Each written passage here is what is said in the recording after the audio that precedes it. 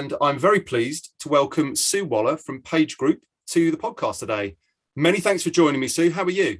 I'm good, thank you. Thank you for having me. Real nice opportunity to be talking to you today. Excellent stuff. Looking forward to it. So we're going to be focusing on statement of work, and there's obviously lots of topics we can cover around that. Specifically, we want to focus on looking at the kind of the uncertainties and also the absolutes and the kind of trade-off between the two.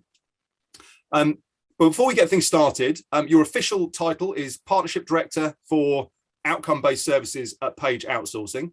Can you just tell us a little bit more about what that actually involves? So obviously, outcome-based services is a fairly broad range. It's quite a rich set of scenarios. But if you could just give us a bit more background on that, that'd be fantastic.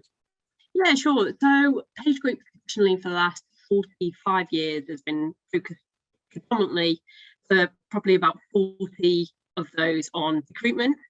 And then there was lots of conversations that we've been having with our clients that tend to be additional services that would be largely outside of that space.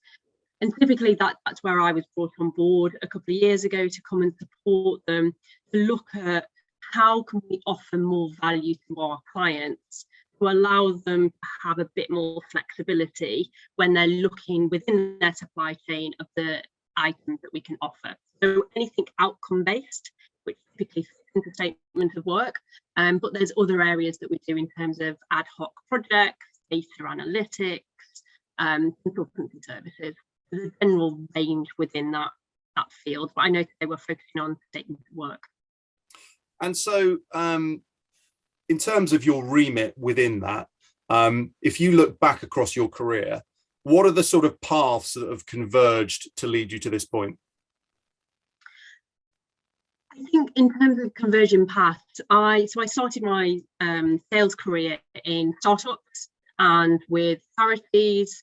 So really that kind of let's roll your sleeves up, let's understand what is the strategy going to look like, how are we going to go to market, how are we going to decide what we're selling and what value can we add to our clients. So I think it's always really key for a lot of salespeople to believe in what they sell, because I think it's really disingenuous and you can tell people that are just trying to hit numbers. So the real value element behind the services that we offer, and when we go in to deliver those projects with a number of items that we've delivered in either HR, IT or finance over the last couple of years, it really has been added value that we want to bring to our clients. So also offering something a little bit different from what is available within the marketplace, with a key area on value, key team build around and conscious team build around D&I. So, in terms of making sure we build an inclusive team to bring that diversity of thought to an organisation, I think is really important. Along with trying to approach projects with a slightly different idea than one that is textbook. It was certainly not a copy and paste consultancy outfit or spinning out, trying for some figures or to adhere to some latest piece of legislation. Yeah, so one of the things you mentioned there was around diversity and inclusion. And I think when you put that in the frame of outcome-based services, it's quite an interesting opportunity and an interesting conversation, possibly something we can come onto in a bit more detail later. But I think a lot more organizations now are waking up to the fact that obviously they need to consider diversity and inclusion within their organization, but actually more and more starting to look at it within their supply chain now and kind of expand that remit out. And even just the idea of, engaging with a more diverse set of suppliers is something that comes up a lot at the moment around supply chain resilience, innovation, but it's also that diversity of supply chain, diversity within suppliers and diversity of supplier types, which naturally leads to more diversity. And then the inclusion side of it, of getting smaller suppliers involved in bids and in conversations and in opportunities. I think that's really starting to come to the fore. Is that something you've noticed come up at all with customers? Yeah, definitely. I mean, I think actually in some ways the public sector, given their remit a good few years ago that started with Francis Maud. So that's taking you back a little bit in terms of he set up an SME panel. And actually, I was one of the members that sat on the SME panel to look at how we could really make procurement practices within the UK public sector a lot fairer. And that benefits large businesses as well as small businesses. It wasn't, we were trying to move away from this us and them piece. And that panel of volunteers is still continuing to this day. It's obviously a different minister. Because I joined a larger organisation, unfortunately, I had to step away from that. But I think it really is important that you start to look at the supply chain that you've got within the organisation and where are you pulling resources in from, and where are your suppliers pulling resources in from, because it's really important. There was a team that we put together. It's actually within the public sector, but there was a team that we put together to support an organisation. And we actually know that there is a lack of diversity within that organisation. It's very stereotypical white middle class that's at the top. And whilst initially I would say there's nothing, fundamentally wrong with that leadership, it's really about bringing alternative points of view. It doesn't really take people along a group think. We're going to continue to do what we've always done because it's always worked, and that's the path that we have. But having, where we work quite often with our clients as a critical friend, and we're brought in to support projects or programs, to either get them set up in a project management or program management, or really support some of the governance and advocate some of the systems that they need to get set up and get some of those foundations in place. So we're also trying to support building the capability and capacity within and embedding that within our programs of work, because what I don't want to be is seen as an organisation that comes in, what, no disrespect to the other consultancies, but come in, do a piece of work and then leave again. And then it was like, oh, okay, you kind of know what you're going to get on the tin with that organisation or another organisation.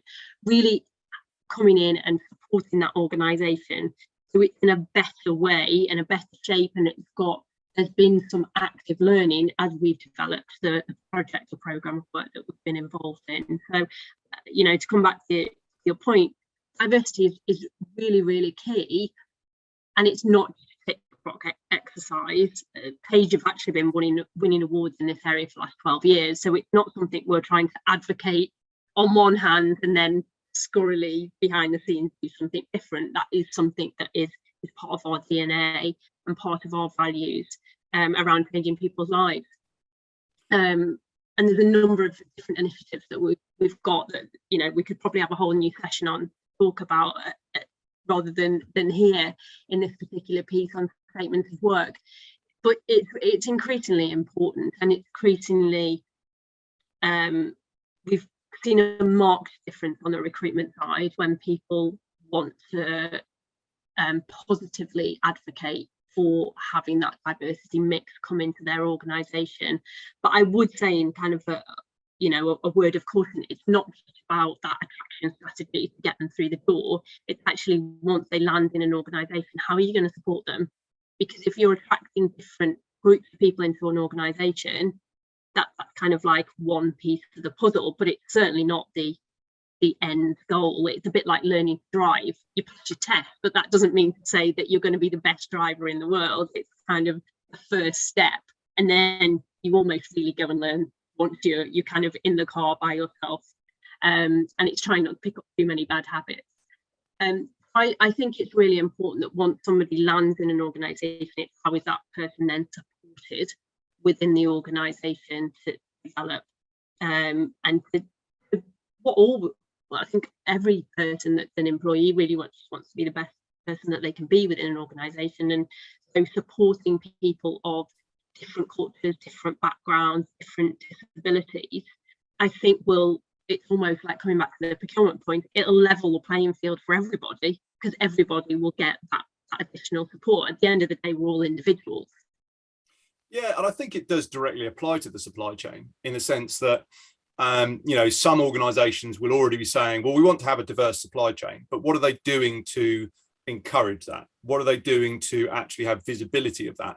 And probably most importantly, what are they doing to take advantage of that, because of the benefits of that diversity of thought, the diversity of background, people coming at problems from different angles. Like you say, otherwise you can just end up in a groupthink scenario. And if you've got visibility and a practice of engaging with your suppliers with the same mindset, then I think the same benefits can apply, and creating that level playing field of fairness allows for that kind of proliferation of ideas and innovation and agility that most companies are looking for. Totally agree. And it's also, there's been so many reports that are out, typically they might focus on gender because that's a bit more measurable. But, where you've got diversity at the senior level as well, in terms of on the board, it hits the bottom line. So it's not just a case of, oh, it's a great idea and let's all jump on the latest bandwagon. It's more about, actually, if you look at the bottom line, that also impacts businesses and impacts profit. Yeah, absolutely. I like the phrase you used, critical friend. I think most of my friends are fairly critical. Maybe that's just me. But yeah, I like that, because I think, particularly if you look at it from a consulting angle, I always think that procurement have got this amazing view of the business where they just have this external view, and so they can see what suppliers are doing, they can see what's happening internally, and they can see what the suppliers think of what's happening internally if they're involved in QBRs and stuff like that, and they can see what the internal teams think of the suppliers. Because I've been involved in consulting type activities where actually for the consulting firm, what's happening within the business is really holding back what the consulting firm are trying to do. And it could be vice versa. But I think procurement have this amazing kind of viewpoint. So that idea of being able to be a kind of unbiased observer, I think that's really interesting, and there's a lot of value to that. Yeah, and I think you've also got to recognise, as consultants, we go in and we support the organisation, try and drive their agenda, drive their target operating model, or change their target operating model, something new, because they're doing a change and transformation program of work, or they've got a specific department that they really need to ensure that productivity changes go in. There's a new system that needs to be embedded within the organisation because it's really impacting and hindering people's day-to-day activities, because the system isn't being configured properly, or it doesn't work, or it needs an upgrade. And I think it's really important to be able to have that independent perspective, but also understand where is the maturity level. So quite often we do a lot of maturity assessments for our clients to show where they are, not necessarily kind of within the department, but where they are in the marketplace, where they are from a cultural perspective. Because it's all very well having the ideas to come in and say, okay, we've seen this type of issue before, we can help you. And we use a particular model when we go into our clients that looks a bit more holistically at what they're trying to do. So it might be a transformation and change and technology piece, that they want to do. But actually, unless you look at the processes, unless you look at the people that are doing that piece of work, unless you look at the information flows and the workflows, you actually, yes, you can change the system, but then adoption might not happen. So quite often we would see that, investment has been given for a piece of technology, but they've almost forgotten that processes need to be mapped. The information flows and workflows and processes will need to change as a result of this. So actually, there's some organisations that would tick all the boxes and they put in a piece of technology, but actually nobody spent the time to plan it properly to understand what does each department need in order to get the information out of that system to make sure that the productivity is improved, rather than just, we've got a legacy piece of technology and we're going to change that because it's old and it doesn't work, and we've got this something shiny and brand new over here. It's actually, what are the steps and what the planning is so important to do. And then it's a case of, how do we embed that technology and make sure that all the investment that we've had in it, how do we make sure it then fundamentally works once we've put in that new piece of technology? Yeah, 100% agree. I mean, we see that all the time, and typically the organisations that are willing to do the upfront work, get the user groups together, get the various stakeholders involved, and plan it out properly, are the ones that get the most success from using software. Certainly in our experience. But if we just go back to outcomes, so I think outcomes is more on the kind of, there's obviously some uncertainties about it, can represent a whole range of different things. An outcome could be anything, but it's still an outcome. So for me, that feels like an absolute, in the sense that, you know, I'm a company, I'm paying a supplier to deliver X, a thing, something, a piece of work. And it has lots of kind of applications, in the sense that it could be somebody going on to Upwork and, you know, engaging a freelancer to design a logo for them for £100, for example.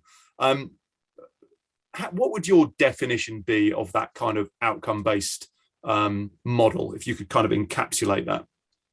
Yeah, I think it's a really good question. In terms of, and you've done a really good job of explaining it really with the logo. It's basically the organisation understands what they're paying for. So the value that's derived from the outcome that they want, you can understand what the cost of that was to achieve it. Quite often, statement of work, or, you know, is a prime example of that, because it's driven on, there's a key objective at the end of the piece of work that somebody wants to achieve, and then that we break that down into the milestones, into those steps are going to achieve that overall goal. And I think that gives an organisation the opportunity to understand, first of all, upfront, what's involved in reaching that goal. Sometimes people don't know, but also giving them a more realistic stance of what, not just what has to happen, but all the other factors that might take into account what other departments or what other systems or what other processes need to be engaged in order that can happen. It's quite often very easy that we see in larger organisations, sometimes smaller, but there's very siloed approaches to, for example, I'll go back to the IT usage, because it's quite a nice example. You know, finance want to put in a new finance system, but they forget to involve technology, and they forget to involve legal, and they forget to involve all the other departments that might touch that finance system from a different viewpoint and a different perspective. And having an organisation that could come in and bring some of that internal understanding together in a central kind of where your remit can be really helpful for an organisation. And also, most people don't like to talk about it, but there's often internal politics in bigger organisations as well. You know, mid-sizes as well, they're not immune to it. But it's really about, how do we support what the overall objective and the business driver is of the organisation, but how do we get everybody else on board to understand the roadmap of where this department wants to go, even though it's not their department, but they have an influence or an impact on the delivery of that programme of work. Yeah, definitely. I mean, I think the nice thing about outcomes, and as you say, typically in a statement of work type example, there's a fundamental structure to it. You know, we've agreed that you are going to do X and we're going to pay you Y. So when you've done it, we'll agree that you've done it, and then we'll pay you. But I think, so it's fundamentally structured, but it's also able to operate in a fluid manner when it's done properly, in the sense that you can have an iterative process where you might have changes along the way. IT projects are a great example, where you might have, you know, sprints, for example. But at every step of the way, if the information is captured correctly and the process is followed correctly, then everyone knows where they are, even if things are moving. And there's this kind of collaborative, iterative process that supports it. So I think, as you say, it does allow organizations to understand what they're paying for and what they're getting, but it also allows them to be adaptable to the fact that you might not 100% be able to define at the beginning what ends up being the outcome at the end. Yeah, absolutely. And I think it's important that you also mentioned kind of like the change control process, and IT, you know, systems are a classic example. Other projects, you know, work with HR projects and they're the same. You know, you might be waiting on a piece of information from a third party supplier or from another internal team, and there might be a delay in that, which means that actually something pops up where you need to change that. So it's really important to have a really good strong change control process, but also that you can audit as well, so you can understand when senior leaders go, an extra 4 weeks or it took an extra 6 weeks, why was this delayed? You've got a full audit process that you can go back through, and you've documented, and a lot of the work that we do is documenting the decisions that have been made and the options that were put forward to the organisation, of which they then chose which option to go forward. And IT can be a classic example where we've done a piece of discovery work, we've gathered the requirements from the organisation and the users to understand what they ultimately want to get out of a new system. We would then present some of the options for the organisation, because as whilst we're a critical friend, we don't decide what they do. We provide the platform in which they've got the opportunity to understand what the pros and cons are of the different options, and then they can then move forward. And it might be that we contract to do an initial piece of discovery work, and then that's okay, they want to go off and you know, run that themselves internally because they've gathered enough knowledge, they've got the foundations, and they've actually got the people that have come off other projects that can now then go and deliver that project, and that's absolutely fine. You know, the fundamental piece around outcome based is that we are providing value at the point the organisation needs it to bring in the skills and expertise, and then they can pick and choose where they want to utilise that additional resource from ourselves. Yeah, absolutely. And I think what you're talking about with regards to auditing the whole process, you know, it's good for buyers, but it's also good for suppliers, because, you know, it's going to highlight good work as well as not so good work. But it's also going to highlight where on the surface it might look like the supplier hasn't done a great job, but actually if you're tracking the process properly, it might be because there are internal problems that have delayed it, made it cost more, or people haven't prepared, or like you say, you know, one team haven't considered other stakeholders until further down the line that then knocks it back. So I think, you know, there's a real benefit on both sides around transparency, because ultimately outcomes, I'll pay you X, you do X, I'll pay you Y. It's all about that clarity. And I think the other thing about it is it also, just the very nature of having to consider an outcome or an output at the start means that the person who's buying that piece of work or that service is having to think about what it is they actually really need to achieve in their own department and how that links to the overall strategy, which is always got to be good. Yeah, absolutely. And I'm smiling because quite often we have clients that come to us that have got an initial thought, in the sense that they either know there's a challenge, they know there's a problem, they don't quite know the size and the scale of that at the moment, and they need a bit more investigation in terms of that particular area. So it's definitely helps gain clarity from the client, and quite often we will go through that discovery phase and they will actually then have their eyes open to a lot more areas that they've not thought about, or they will have greater clarity at the end of that exactly what they want, and that allows them to reduce the overall cost because they've spent that time planning and preparing for that. Yeah, I was going to say, one of the things that we see quite often is, and some organizations don't like doing it, and some organizations do like to take advantage of this, which is actually using your supply chain to help you shape requirements effectively. Particularly if you're doing it if they're doing it in a competitive process where they can take input from different sources, it can be hugely useful. But it's this whole thing of addressing your supply chain and seeing them as part of your extended capability as an organization. And they are critical partners, the suppliers that are, you know, consulting to you or working with you as an organization. And I think they should be treated as such, in the sense of really kind of collaborating. But I think a lot more organizations are getting onto that. I know, and I think I did a lot of work when I mentioned about sitting on the SME panel. I did a lot of work around advocating for organisations to come out and not necessarily predefining what they want. So rather than saying I want X CRM system or I want Y ERP system, come out and tell us the challenges that you've got, because that enables the supply chain to give you more holistic understanding of what the art of the possible is, rather than driving down a predefined, I need X, Y, or Z, because that's what somebody in procurement or that's what somebody in the business has done previously in another organisation. So it's being a bit more open with your supply chain about what are the challenges that you're facing, what ultimately you need to resolve. And if you've got a budget, also share that, because then that enables the suppliers to be a bit more open with you in terms of what the art of the possible is, fully understanding all of the constraints.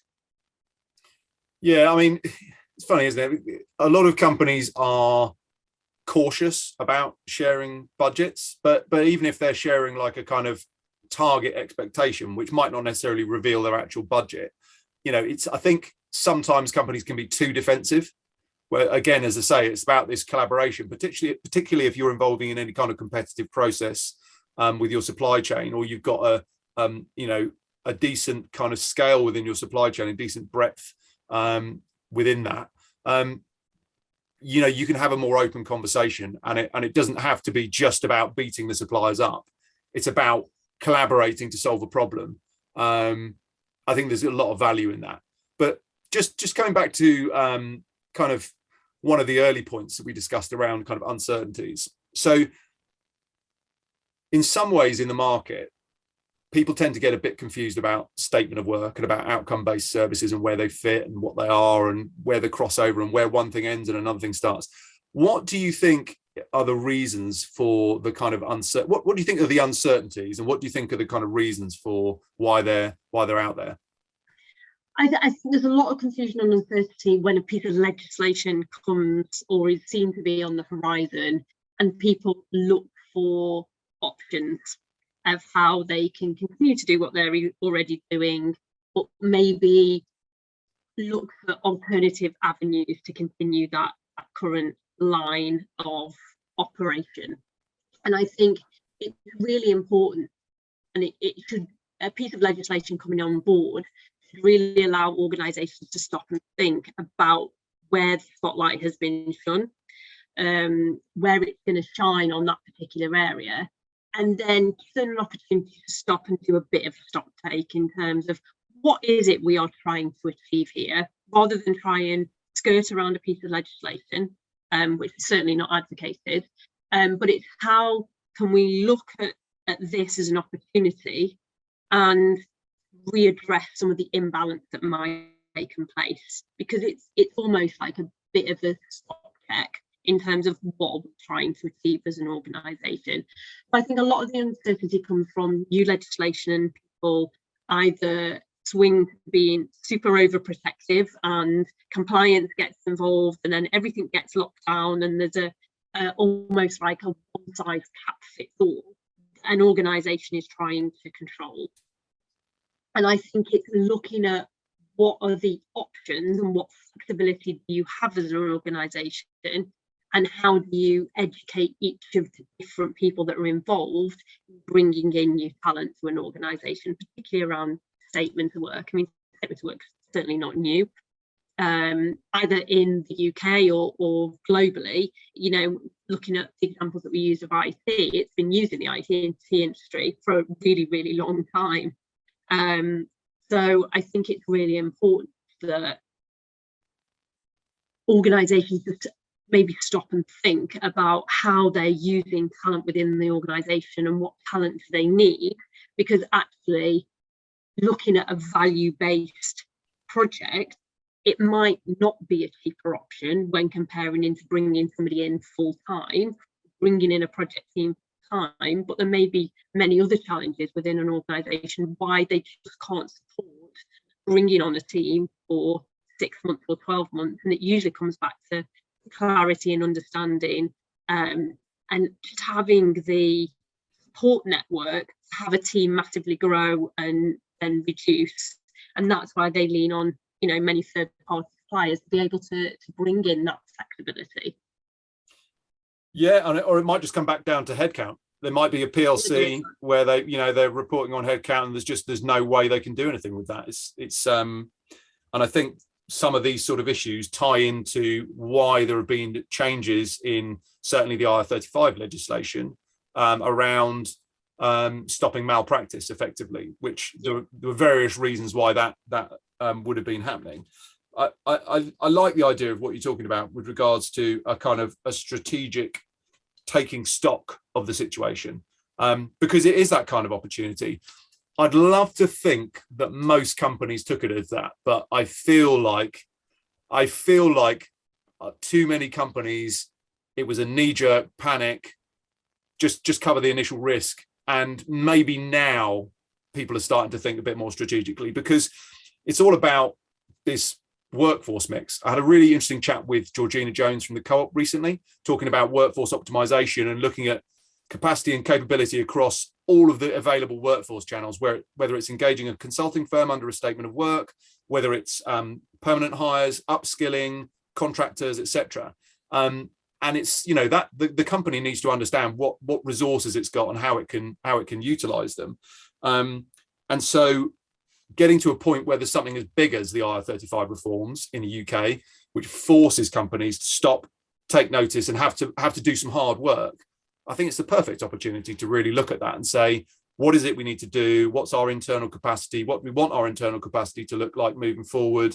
We're going to have all these new areas popping up. Do we want that to be our permanent capacity, or do we want that to be trusted suppliers, contract workforce? All these things can be considered, but it's the hard work of taking a step back and strategically assessing it.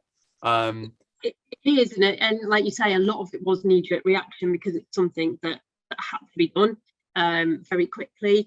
We saw a number of organisations that advocated a one-size-fits-all, which was quite unfortunate, where they took a hard line and either say, we're not going to use anybody within the supply chain that's got limited company contractors that are delivering pieces of work, which is unfortunate. And I don't believe that was particularly advocated from the government or anywhere else to take a particular single stance.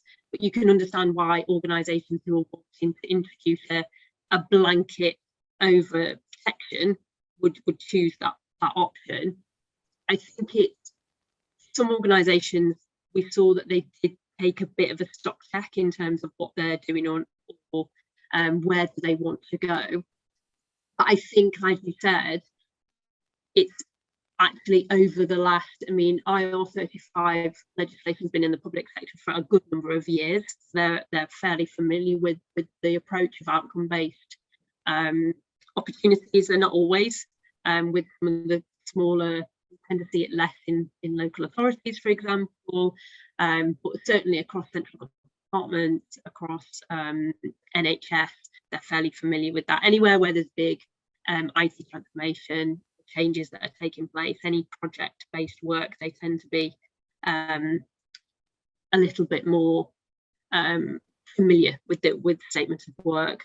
In the private sector, again, if you've been involved in IT, they tend to be fairly familiar, but I think it opened the eyes to a number of organisations that weren't familiar with it in terms of how they could utilise skills and expertise that's required much more favourably. And I think it also, it was good for the government to bring something in like this, because it allowed organisations to also start to look at kind of what are they doing as an employer. So looking at kind of like the value piece. I think, and this is generalising, so I appreciate this is not all organisations, there's been generally a lack of investment for training existing staff.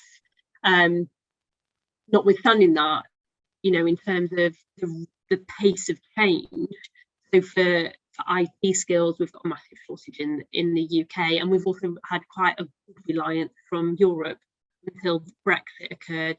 So I think there's a number of different factors which has impacted the UK from a talent perspective, kind of almost simultaneously, or one after another, where it starts to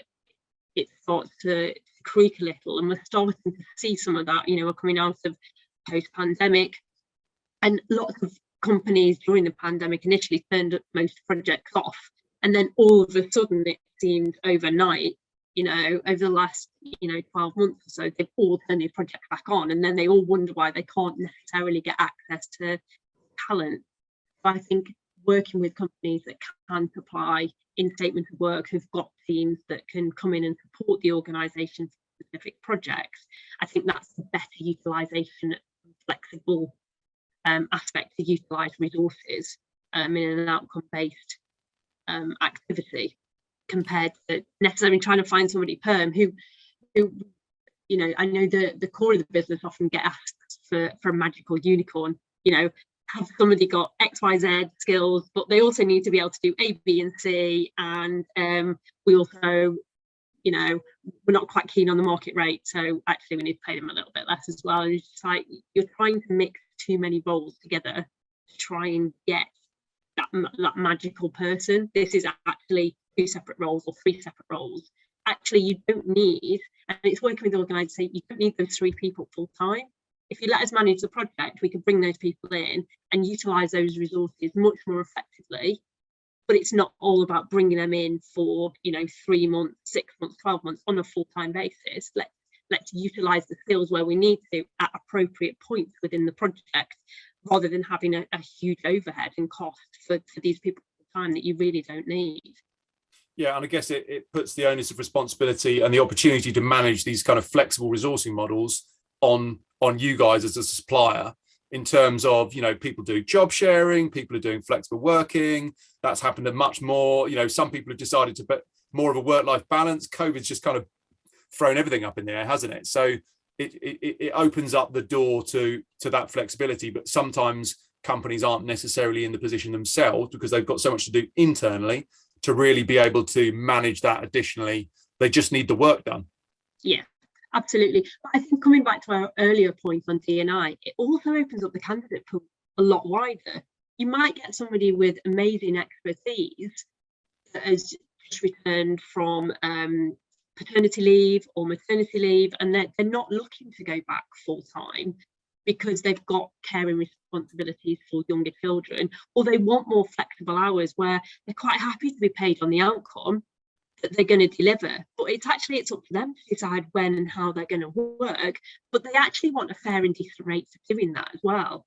So it's really about, you know, where we can look at bringing resources in and extending that talent pool to actually bring in additional skills and expertise that ordinarily might have been lost from the, you know, the employment pool, because it just the 9 to 5, being in an office, even with more hybrid and flexible working, you know, being in an office 2 days a week, it's still quite a big commitment for some people.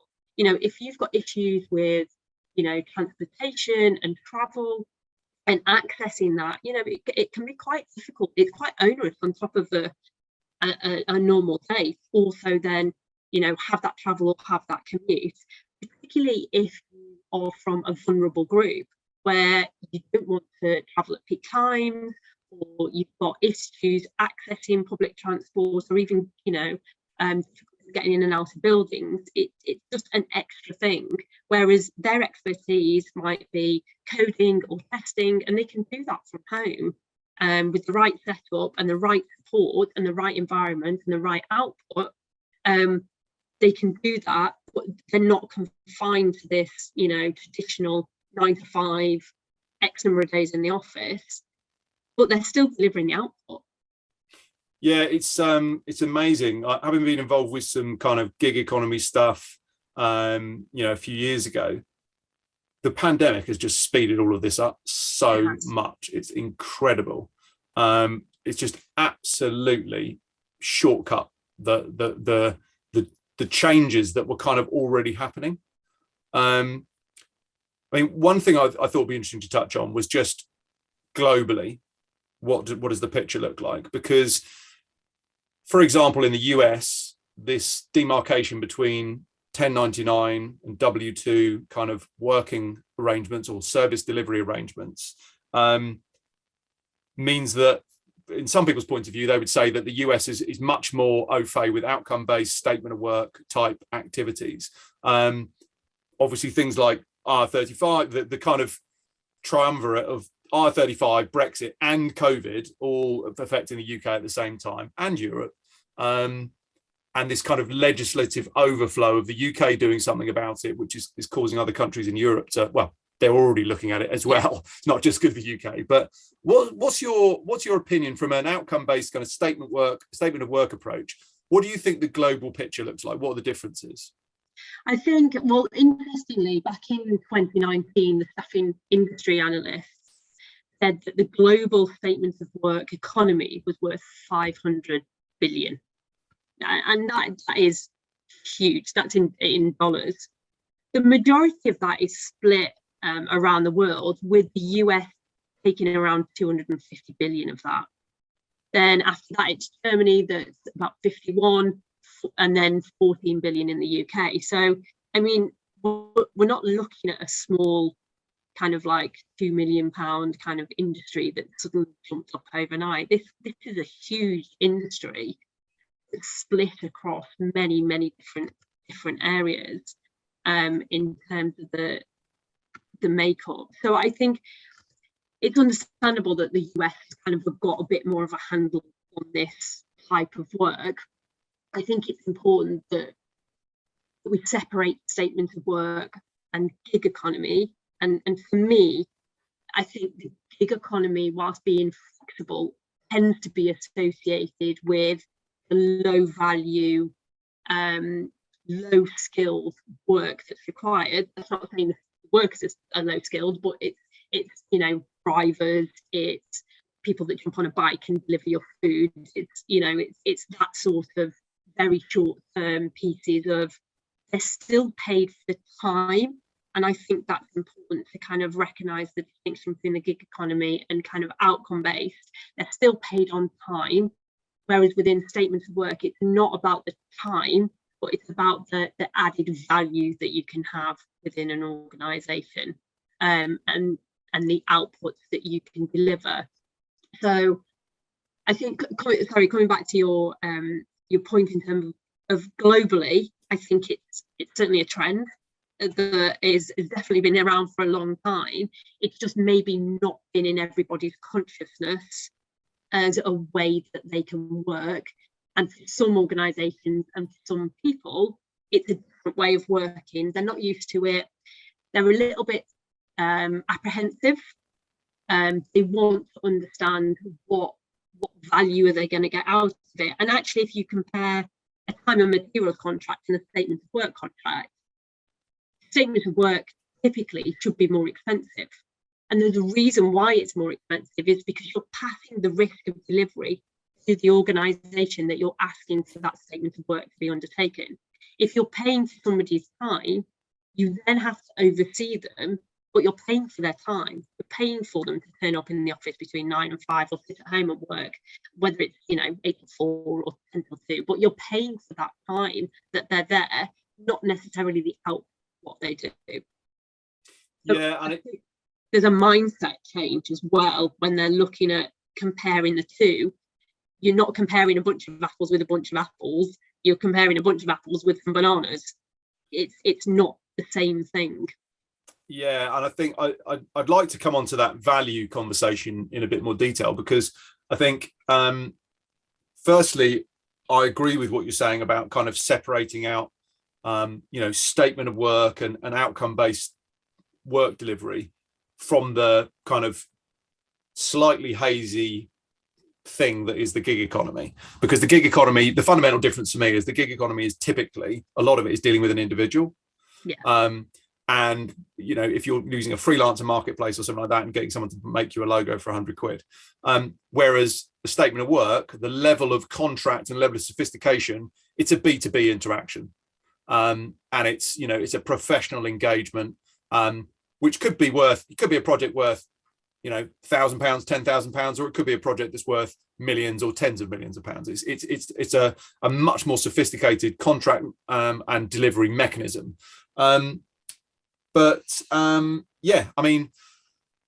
Different countries have tried to harness it in different ways, and there's different understandings in different areas. But I also think that it depends which part of an organization is trying to look to address this.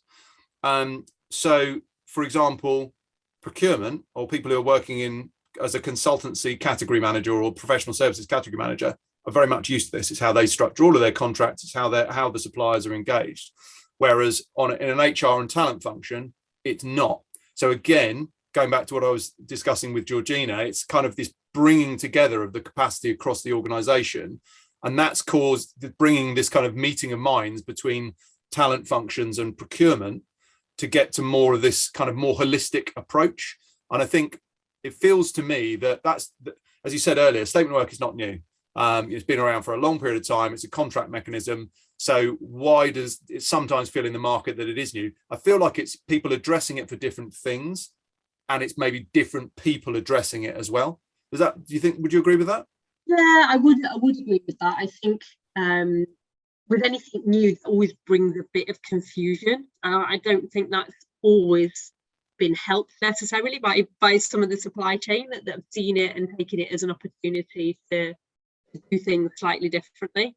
I think it's important to engage with an organisation that really understands what statement of work is there to do, and it's certainly not there as a fudge to get around any particular kind of constraint that you've got in the organisation. It should be used as a flexible, as you say, it's a contracting tool. It should be used as a flexible way of utilising resources as and when you need it, and understanding the value that you're getting out of the piece of work, and the skills and the experience that you're bringing into the organisation.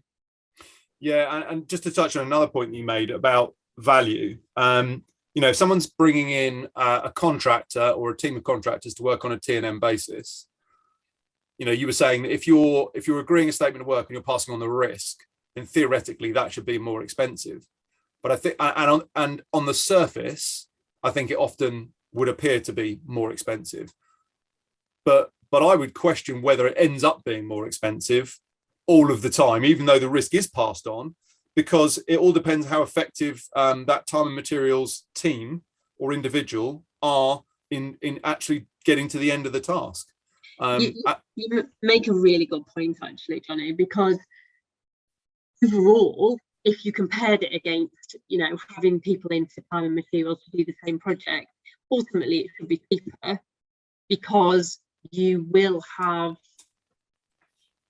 done the piece of work and the planning piece of work either as part of the statements of work or as part of the first phase. You've got more clarity over what you want to achieve and what you want to do in the process in which you're going to do that, the methodology that you're going to use that's going to work in your organisation.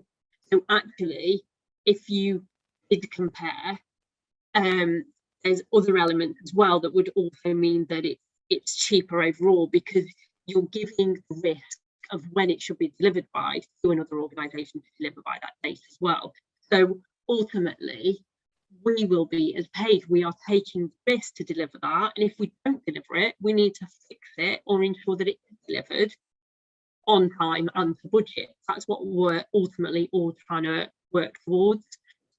So I think it's an important point that you make, that whilst on the surface it may, if you're comparing the initial talent pool that you're maybe utilising, it may look slightly more expensive, but overall you should reach the defined outcome that you're trying to get to, either on time or within a time frame that hasn't slipped, because you've got that change control process as well within the project to ensure that any changes are calculated and understood by the business.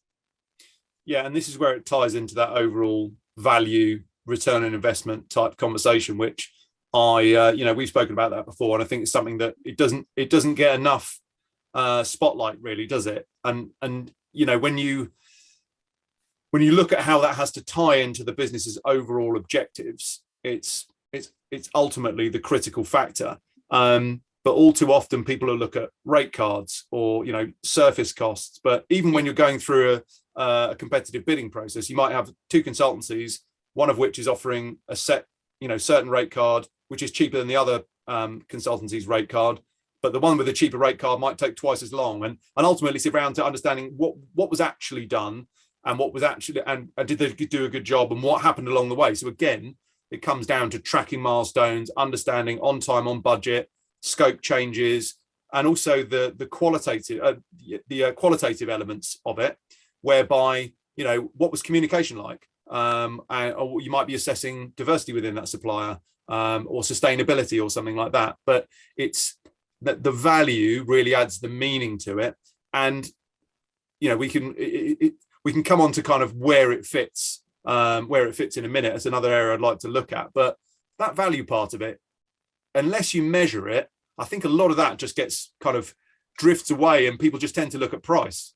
It does, and it's unfortunate because you look at how you mentioned procurement a lot earlier, and you mentioned in terms of procurement will ultimately, as much as they try and say it's about value, value is quite difficult to measure. So I understand why they've taken abstract points around, well, this price is cheaper than this price, but does that mean you're getting a better deal? Come on, to your point, we all have know of contractors that have won pieces of work as corporations or as in the supply chain, have gone in with a really low value, won a piece of work, and then you speak to the organisation afterwards and you say, oh, how was that big project? And they were like, that was a nightmare. Either they didn't turn up, or it was really difficult, it ran over. Everybody else that maybe bid against that piece of work would say you can't possibly do it for that price. It's really not, that's not realistic.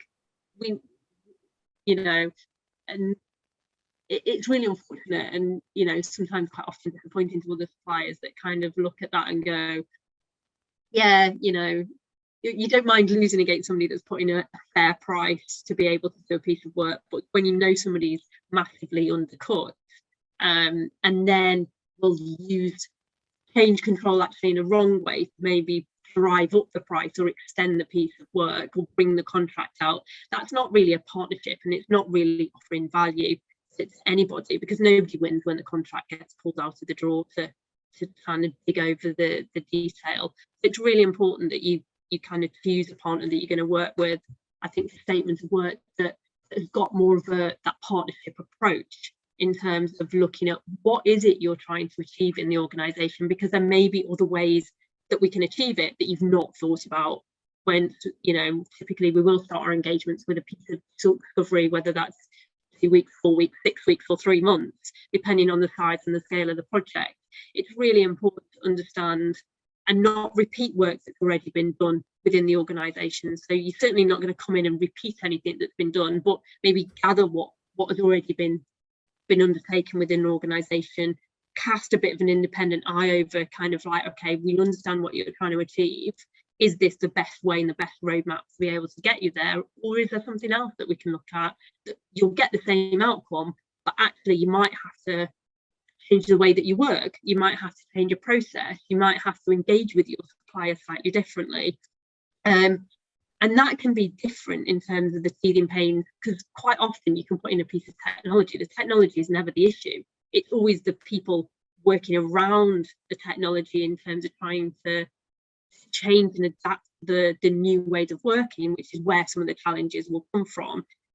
It's just not calculated on a piece of procurement paper when they receive that from the supplier. The internal change that an organisation has to go through is often overlooked, and quite often, back to kind of like an earlier point that was made, that can be where some of the pain points are around information flows, about communication, around ways of working. That's why we take a bit more of a holistic approach when we're doing our projects, because it's really important that the maturity within the organisation is understood, because if you don't understand how mature the organisation is, you can suggest a lot of changes, but actually they either won't be embedded, or the organisation will kind of look at them and go, oh, I think that's a bit too difficult. We're not going to touch that. That involves changing way too much too quickly. So it's about building realistic roadmaps with clients to understand you might want to achieve the gold standard, but is that where you really need to be as an organisation? Yes, it's a nice aspiration to have, but let's look at what you need to do as a minimum to improve your organisation, and then we'll start to bring you more in line with what is in the marketplace. And it's important to understand to go at the pace that the organisation. You talked earlier, Johnny, about sometimes consultants come in as a and kind of give some ideas to an organisation, but they struggle to implement them or to adopt them, and that can quite often be just a complete mismatch with the timescales that have been given are too fast for the organisation. You know, some organisations are really, you know, particularly in the startup world, they're quite quick, they're quite dynamic, and they're quite flexible. Quite a lot of organisations are quite risk adverse. Yes, they want to do a massive step change, and actually, pandemic proved that you can change. You can get whole organisations suddenly working from home within a relatively short amount of time, unless you're in manufacturing and you have to physically go to a building to produce something. But the majority of functions within an organisation, you can do that and get those set up quite quickly at home. I think it's how do you try and sustain some of that momentum that we had during the pandemic, to view it as a good area, but then support the organisation and support the individuals within that organisation to go on that journey with the department or with the new system or with the organisation at whole, to really try and change to all line up to meet this new future direction or future transformation that they want to achieve. Yeah, and let's face it, the speed at which challenges are arriving and the speed at which challenges impact the market just seems to be getting faster and faster. And it's partly just like the pace of technology change and the pace of market change, and then it's global factors coming into it. You know, companies have just got to be more and more adaptable, and they've got to be able to change quicker. The pandemic has taught, you know, has proven that is possible when absolutely you're up against it and you have to do it. But companies just aren't going to be able to compete otherwise. Yeah, because everything's changing faster. Absolutely. And I think coming back to one of the points I made earlier around training, you know, one of the skills shortages, organisations haven't necessarily invested in their people as well as could have done. And hindsight's always a wonderful thing. But areas like, you know, data, digital transformation, new technology, the rate of and pace that is changing. You know, we have new job descriptions, new job families that are being created all the time. I mean, you go back, you know, maybe 20 years, nobody knew probably what a social media manager was. Nobody knew that the marketing expertise needed to look at Power BI and, you know, understanding where your what metrics and what data is going to drive the business forward. Now we start to see lots more data managers, lots more data analysts starting to be required. But the time that it takes people to go through university and come out with that expertise and skills is you know, quite a long period of time in relation to when they're needed in the workforce. And then you have the same or similar types of organisations all competing for the same types of individuals.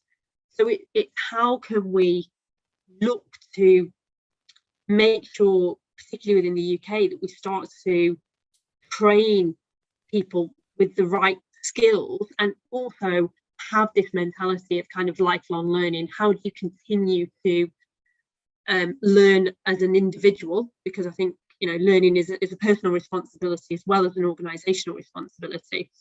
You know, how can we continue to train and access this talent with the right mindset, so that we can be a little bit more agile? And, you know, I've worked with some of the bigger organisations who are looking at where can we get our talent pools from, you know, just on a global perspective, where's the next talent pools, because we're fishing in the same pool as some of the big Silicon Valley organisations, and we don't have, you know, the ping pong tables or the tennis courts or the, you know, the beanbag kind of lifestyle. Slide going into a ball pit. Yeah, you know, we can't offer that as an organisation. That's not us, that's not our culture. And that isn't for everybody, but it's how do you then get the right skill sets. And actually at Page, we've started a new initiative around hire, train and deploy, which is how can we take people and bringing it back to our values, how can we look at individuals from potentially underrepresented groups or disadvantaged backgrounds, and how can we ensure that we can actively start to try and train them with the right skills that organisations are looking for today, tomorrow, next week, to make sure that we can then work with our clients and make sure they've got access to the right talent pools. And having this flexible approach, whether they take them on as a perm employee, whether they take them as a temp, or whether they take them through a consultancy engagement into the supply chain. But it's about them having the flexibility to access the right talent at the right point in time. Yeah, and it comes back to outsourcing. It comes back to outcome based, in the sense that, you know, especially for very large organizations, it's always difficult for them to move quickly and do these sorts of things. And like you say, training is particularly kind of like cross skill adaptation is something that's been neglected in a lot of organizations. But that's where more agile suppliers come in, because they're doing that. And they're saying, okay, well, you're not going to be able to hire those people, but we can do the work for you.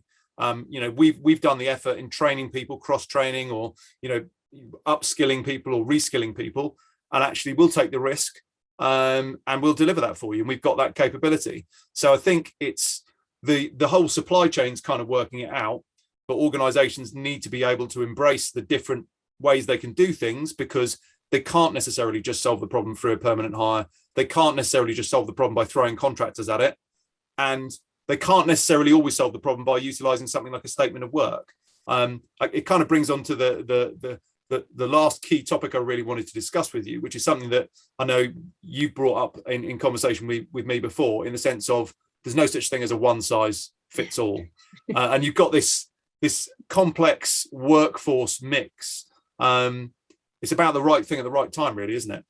It is, absolutely. It's about hiring the right talent, the right skills, the right competencies at the point in time that you need those, deliver the outcomes that's going to drive the business forward. So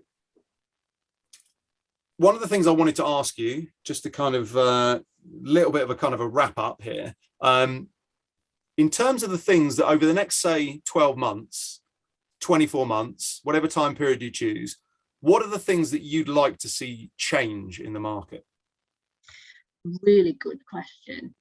I'd like to see, I think, more open conversations around the challenges that people are facing, rather than often, I understand the cautiousness of some people or individuals not wanting to share some information with what is perceived as a salesperson, because it's almost, they feel like they're in a car showroom and they're going to get sold to. And that's a really old school way of thinking, actually, about sales and about working together with another organization. It's about having a new, fresh way of thinking of, I have a challenge, there's lots of organizations out there that can support me to deliver on the challenge that I've got. How can I engage with the right organization, have those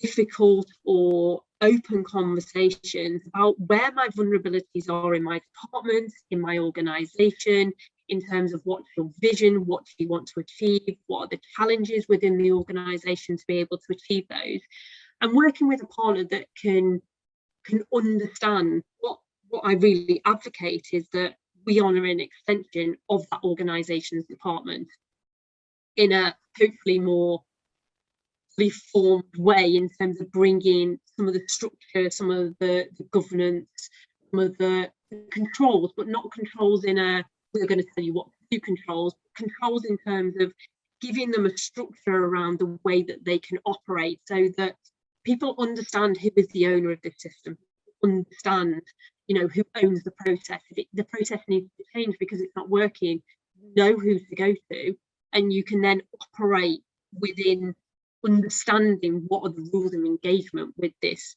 new piece of technology, or with an organizational change. You know, we've helped a number of, I've touched on technology quite a lot, but you know, we help on organizations as well where they're restructuring. They're either the whole organization into making sure there's different levels within the organization that are clear, that are helping organizations put in pieces of software that can help direct the career paths within an organization. Retention is also really quite key. Whilst, you know, the majority of our business is driven by recruitment, we also support people to retain staff, because having a really super volatile market is really not great for anybody. It's not great for an organization that wants to bring stability. You really need to retain the organizational knowledge within that organization, and we can help organizations to do that. It's not always about salary and what you pay people. It's about the wider flexible benefits. But what it comes down to, and it's quite often reported, is, people don't leave a job, they leave their manager, or they leave the organisation, they don't like the culture. There's lots of things that you can support an organisation to do to help retain the staff that they've got and improve the knowledge that they've got and make sure the career paths within the organisations, because not everybody wants to, you've got contractors that might want to have the flexibility to jump around and access different contracts and work with different industries. And that's great if you're utilising a statement of work, you can bring in that wider expertise. You do need to have a core, stable workforce within your organisation that can support a lot of these projects as well. So we get involved in those aspects as well. Yeah, it kind of comes back to the workforce mix side of it, where we, as you said, it's not a one size fits all, and there's no magic bullet that is always the same answer in every question. It's just a question. It's just a thing of having access to a range of resources, or resourcing channels, or capabilities and capacity, and being able to access all of them effectively.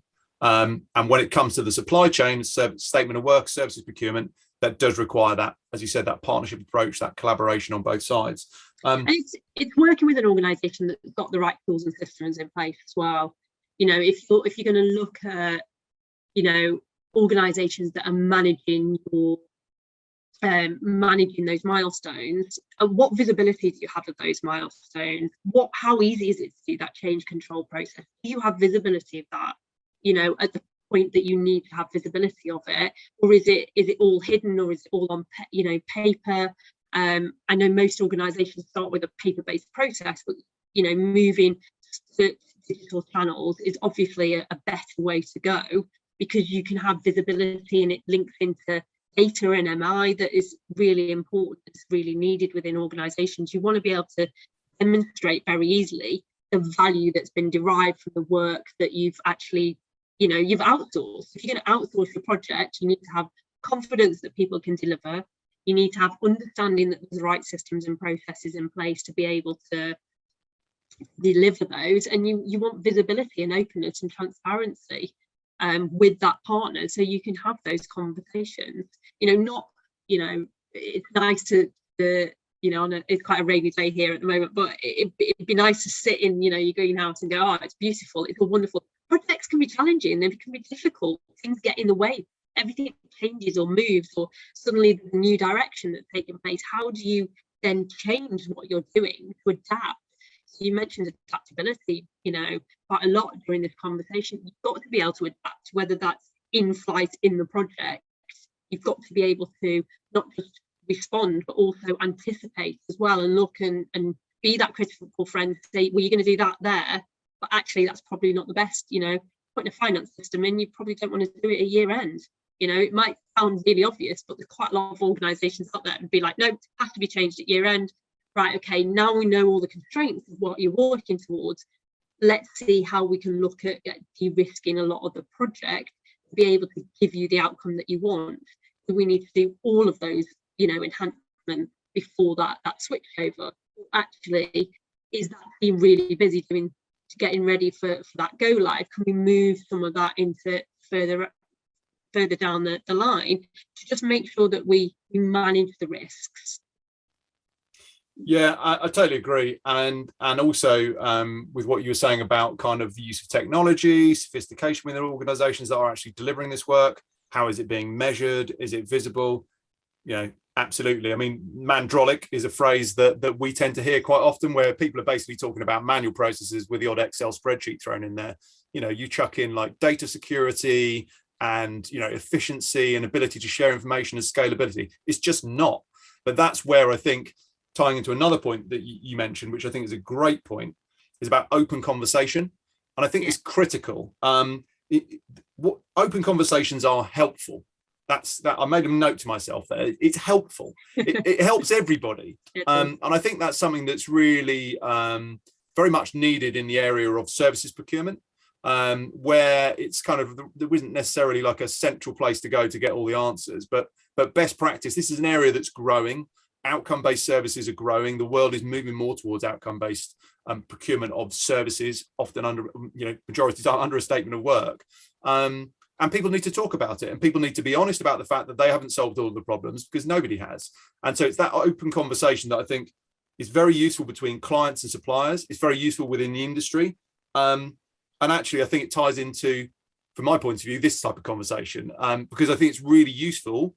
Hopefully it's certainly useful for me, but hopefully for other people as well, to hear you talking about the challenges that come up, and how you work around them, and what the market is actually doing at the moment, whether it's things they're doing right, and whether it's things that market isn't maybe doing as well as it could be to evolve and move with the times. So I think this type of open conversation is also extremely useful. And yeah, I really appreciate you taking the time to come and have a chat with me. And there's some great points there. And I think possibly lots of other stuff that we could cover at a future date. Yeah, we could probably go on for, well, I could certainly go on, Johnny, for quite a while if I'm on my soapbox. But yeah, I mean, it's been absolutely great to chat to you today, and I hope people listening have really, taken some points in terms of, I hope it's been useful for people to understand and hear about, the flexible approach that people can start to take, and maybe think about how they're utilising skills and talent within their own team, their own department, and how they can start to look to the future and plan for utilisation of that, and what might be anticipated a little bit further down the line. Absolutely. Well, listen, thank you very much for joining me. Really appreciate it. I hope you have a good rest of the day. I hope the rain will stop for you. And yeah, I look forward to catching up with you again soon. You too. Thanks, Johnny.